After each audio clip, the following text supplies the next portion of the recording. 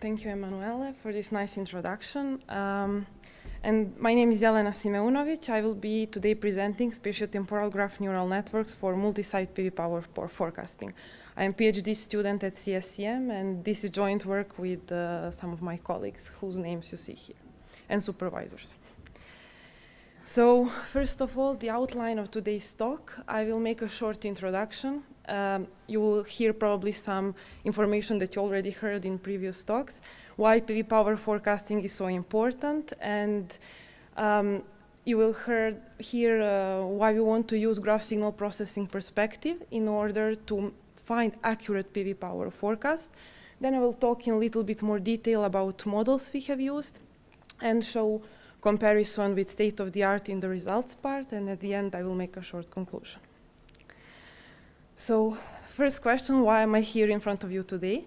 And that's because it's extremely important that we reach fully decarbonized electricity production by 2050. And the next question is what we need to have in order to ensure that we reach this goal, and the answer is the dynamic management of power network. And how are we going to reach this goal? One of the very important prerequisites is to have accurate PV power forecast. However, having accurate PV power forecast is a difficult task, and it is mostly because PV power production is affected by local weather conditions. It is intermittent, and as you have already seen from previous presentations, the PV power production is affected by cloud dynamics, by clouds actually. So if we have clouds covering PV station, PV power production is going to be low. If it's sunny day, the PV power production is going to be high. And these clouds are also moving, so they are making our task even more difficult. And now when you see how weather conditions can affect PV power forecast, then it's no wonder that many state-of-the-art models use machine learning models in combination with numerical weather prediction data or weather data. However, numerical weather prediction data can have coarse resolution in space and time, and we really want to have accurate PV power forecast with fine spatial and temporal resolution.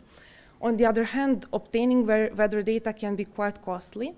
So the question that we wanted to answer is, can we rely only on PV power production data without using additional weather data sources? And the answer that we looked for was actually in reverting the problem. Instead of taking limited number of weather data stations, we can to obtain weather information, we can actually take PV systems as we can observe them as virtual weather stations, and then we can leverage thousands of PV systems in order to actually track weather. And now that we have some intuition how we want to solve our problem, we can actually formulate it by taking past PV data and forecast it for multiple steps ahead. And to be more precise, we will take not only past PV data, but clear sky irradiance, which is deterministic variable, in order to predict, to find forecasts for the next 6 hours ahead with a 15 minutes resolution for multiple sites. And now that I've formulated problem, we need to choose a model. But in order to do so, I would like to make it a little bit more complex to understand better the problem itself. And I will ask you to focus on these two PV stations that you see here. And as you can see, clouds are moving from left to right, I think for you. And they are going to be affecting these PV stations sequentially, which means that power production, the pattern in power production on these two PV stations is going to be similar. So we can actually, by observing different systems in time, we can track clouds. But this is not the end. Some of these, well, all of these stations have some patterns that are going to be repeated in time.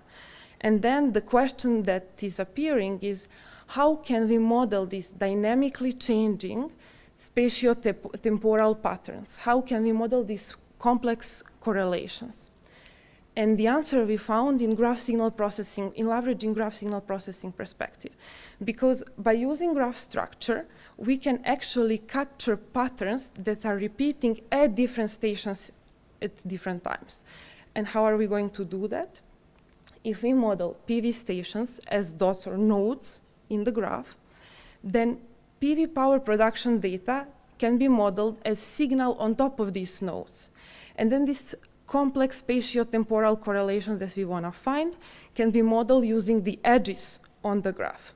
So accurate PV power production forecast can be found using graph signal processing perspective. And this is the reason why we used graph neural networks in the both models that I'm going to present in the few seconds. So the first model that we have used is graph convolutional long short-term memory network. And this is sequence-to-sequence based model. It has encoder-decoder structure. It means that the past PV data and clear sky data is going to be passed to the encoder, and the encoder estimates the state of system. Then this estimation is going to be passed to the decoder, and then the decoder makes the prediction. And let's take a little bit deeper look into what this encoder-decoder structure consists of. Both encoder and the decoder are consisted of GCL-STM cells. It is basically a regular recurrent neural network, LSTM, that is able to capture both shorter and longer term time dependencies, so it's capturing temporal dynamics, but it is modified by, instead of having normal matrix multiplication that we usually have in LSTM, we have used graph convolutional neural network, such that with this setting, we can also capture spatial information. We can diffuse information across the neighbors. And the second model that I will be presenting today is it again has encoder-decoder structure. It is graph convolutional transformer. It is using same inputs as previous model, past PV data, clear sky radiance to the encoder. It estimates system estimations are passed to the decoder, which makes prediction. However, the question why we chose this model is that using LSTMs, although they are very good to model temporal dynamics, parts of the sequence that are further away in the past, they are still going to be diluted and faded. And we have used inspiration from NLP, where they have very much success with the transformer architecture. And the good thing about transformer is that it has access to any part of the past sequence when it is making the prediction. And now I will talk a little bit more on how we built this graph convolutional transformer for PV power forecast.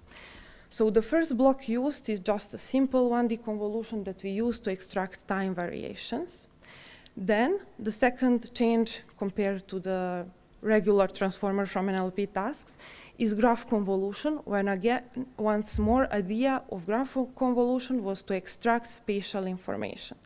And then we have a dot product attention, which is now, as probably many of you know, part of the regular transformer, and that is to extract temporal information. And on top of that, we have concatenation and linear layer. The main difference between encoder and the decoder is that instead of graph convolution in the decoder, we will just have simple linear layer. Now, both of these models and state-of-the-art models are evaluated on the real PV data set that's spread across Switzerland. It is data set with 304 PV stations. However, in order to show the scalability of our model, that it can be scaled to many more stations, we have used also synthetic data set. This synthetic data set has 1,000 PV stations, and the data is synthesized based on the real data set and the weather data. And here, first I showed the results of the state-of-the-art evaluated on these real and synthetic data sets. These two models use are STAR, which is spatio-temporal autoregressive model that use group lasso estimation. And the second model is spatio-temporal CNN neural network. So I will ask you to, if you can remember these two lines. The red one is the STCNN and the green one is the autoregressive linear model. And now this is the comparison with our proposed GCL-STM and GC-Trafo model. And you can see that both on real and synthetic data set, overall, GCL-STM has the highest accuracy. On the other hand, since these are forecast for 6 hours ahead only, this is 24 steps, and this is normalized root mean square error. I'm sorry for not saying that already before. So we can see that, for example, interesting is that GC-Trafo has lower error slope, and even it's beating GCL-STM on the synthetic data set. So GC-Trafo is actually a very interesting model for longer-term predictions, longer than 6 hours ahead, because we have only focus here or intraday forecasts. And we also made a comparison with the single-site models. This is made for Bern, where we have wanted to see how models that use, for example, numerical weather prediction will perform compared to our models. Here again, you have repeated STCNN and STAR model, and we have added SVR and encoder-decoder LSTM. SVR uses numerical weather prediction, and encoder-decoder LSTM uses numerical weather prediction and PV power data. And this is how this comparison with GCL-STM and GC-Trafo looks like.